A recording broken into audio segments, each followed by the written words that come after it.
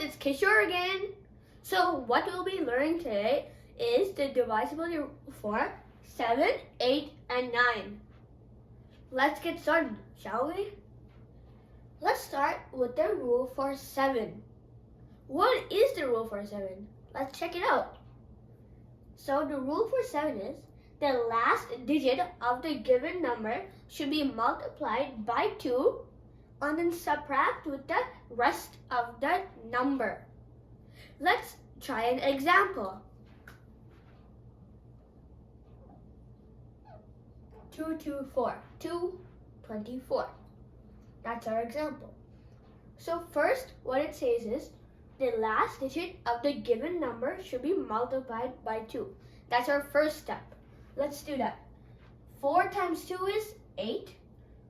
So 4 times 2 is 8. And then it says, and then subtract with the rest of the number. So we have 22. So 22 minus 8. That is 14. Is 14 divisible by 7? Yes, 14 divided by 7 is 2. So 224 is divisible by 7. Let's double check it in the actual division way.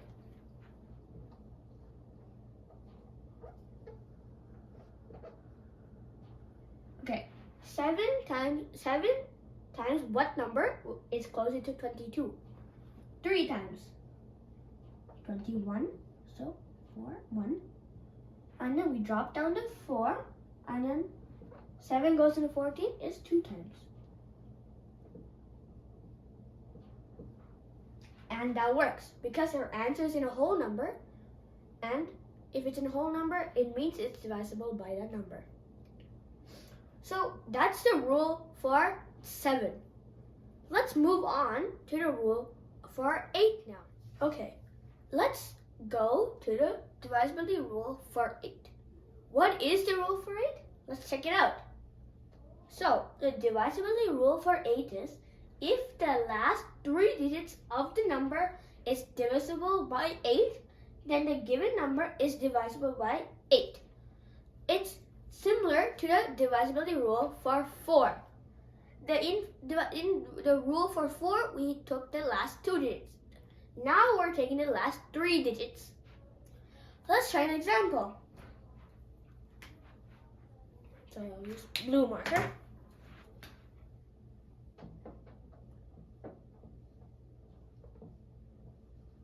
So our example is 19,648.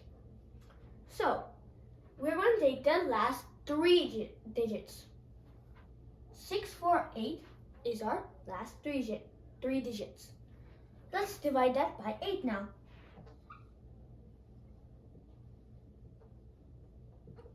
8 goes in 6, we can't do that, so we're taking 64. 8 goes in 64 is 8 times. We're dropping down to 8. 8 goes in 8 1 times. So it's 81. It's in a whole number, so that means it's equally divided. So it says, then if the last 3 digits of the number is divisible by 8, which we did, then the given number is divisible by 8. So we did that part. So that means this whole number is divisible by 8. Let's double check it with the actual division method.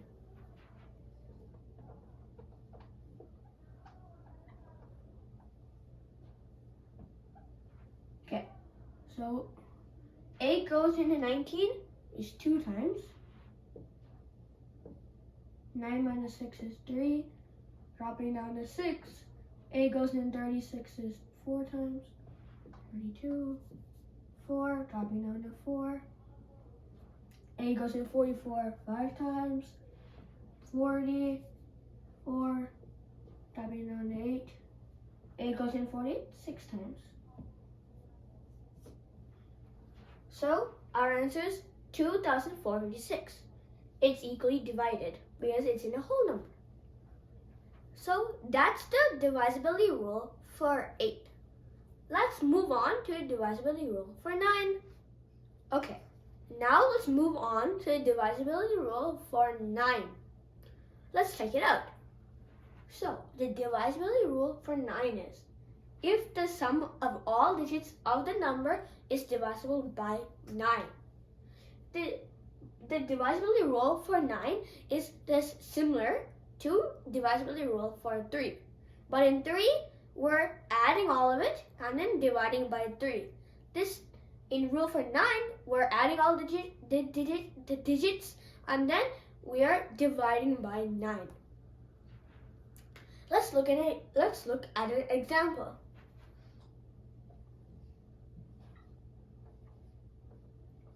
$8,235.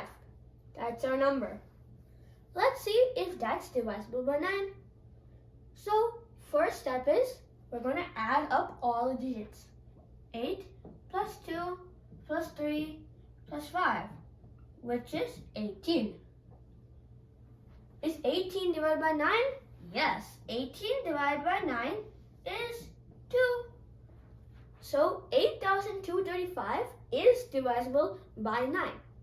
Let's just double check it in the actual division method.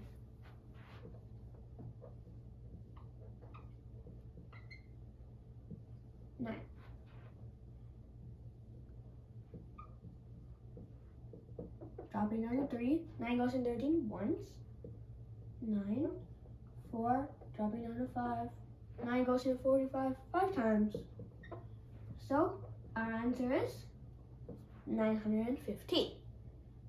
So 8,335 is divisible by 9. So those are divisibility rules for 7, 8, and 9. I hope you guys learned something today. Thank you for listening, and until then, Kishore signing off.